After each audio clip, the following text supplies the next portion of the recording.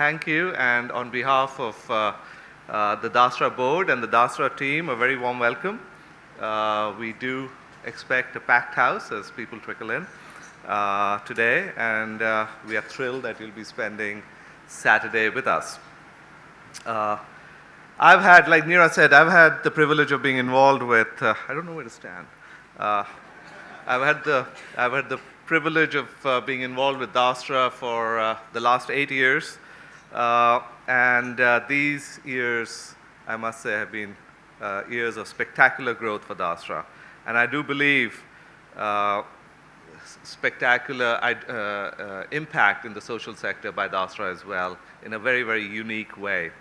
I've been with Dasra, like I said, 8 years, and I learn more and more about the Dasra model and how it changes and how it adjusts to the conditions in India and to the conditions as the social sector changes. And I must say the social sector here is changing and evolving very fast to the good. So Dasra today really needs no introduction. It's the last 1 year. Even after these 8 years that I've seen it grow so much, I would think that in my view, this last 1 year, in many ways, has been a breakthrough year. And its list of accomplishments this year are far too many for me to walk through. But I'll try to summarize a bit. Dasra has kept its focus. It's kept to its original focus for what it was created in the last year, despite this massive growth. The Girls Alliance, that has been the focus for the last couple of years, has expanded rapidly and continues to expand. We have exceeded many of our targets. And usually in our board meetings, we talk about why, pull up Deval and Neera on not achieving some targets. So this year, I don't know how we're going to pull them up, but anyway, Dasra has achieved almost all its targets. Dasra has dug deeper than ever before in identifying and solving for bottlenecks in delivery and impact. And yet, Dasra has expanded its breadth in an unprecedented way through engagement with hundreds of organizations. Dasra has engaged and evaluated 500 social organizations. It's working on a scale not seen before. Written 21 research reports. Engaged with 350 foundations, corporates, individuals, and government agencies and other donors.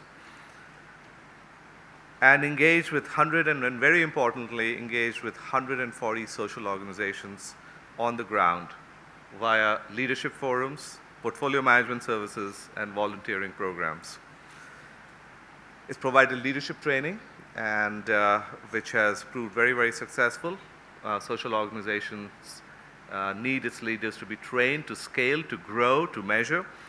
And they also sent 7 individuals, social entrepreneurs, leaders, to Harvard Business School through the support of sponsors.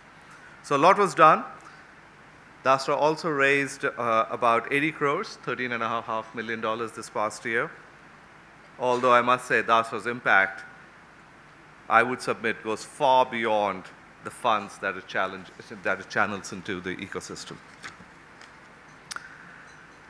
It's been an intense year for the very, very talented 80-strong member Dasra team. And along with Dasra's hugely inspiring partner organizations, Dasra has impacted the lives of more than 1 million people in the last year. That, ladies and gentlemen, is a core reason for Dasra's existence. It's a core reason for that is its core aspiration, and we want all of you to be part of our aspiration. And we'd love for you to do it very simply by loosening up your purse strings and joining us in partnership. So today, we want to start an engagement with you in a new sector. And we've been working on this new sector for the past year, governance. So the question is, why governance? It's sort of, on the face of it, seems like a departure from what Dasra has done in the past, but it really isn't. Our taxes finances the government, that is, finances the state, and it's the government's responsibility in turn to deliver infrastructure and core public services to society. And expectations on the role of government continue to increase. Provisions for social safety nets, healthcare, environmental protection, provisions for gender equality, the Girls' Alliance is that, and support for education have become standard expectations for government delivery, not only in India, but around the world. And so the two big power brokers are the government, that is the state, and big business, the two big influencers. But it's very important for civil society to have a seat at the table as well. Thus, the role of NGOs is, we believe, very important. The traditional role of NGOs that we've seen, that Dasra has gotten involved with in the past to deliver social services in areas where the government has fallen short, or where there are enormous gaps in areas where people need help, are important, extraordinarily important. We've got to keep our focus on that. But also, it is extraordinarily important to positively influence a government for proper delivery of social goals. The government is the largest deliverer of these social goals and has the largest infrastructure. It's our job to work with that infrastructure to deliver along with the government. So therefore, we must invest in policy changes. We must invest in the transparency of decision making, wherever that happens, at the central or local levels. And we must invest in changes of governance to ensure that solutions are long-lasting and sustainable. So today's event is themed on good governance. Dasra has done a bunch of work already on this, 2 research reports, worked with 40 organizations that are already doing great work in this sector. And all this is on our website. We have already started to provide capacity building support to many of these organizations, and we are approaching this theme and this sector in a slightly different way. Our objective is very simply at this moment to establish a 50 crore fund to be directed in this sector, and it's got to be directed into 15 to 20 social enterprises over 5 years in the governance sector.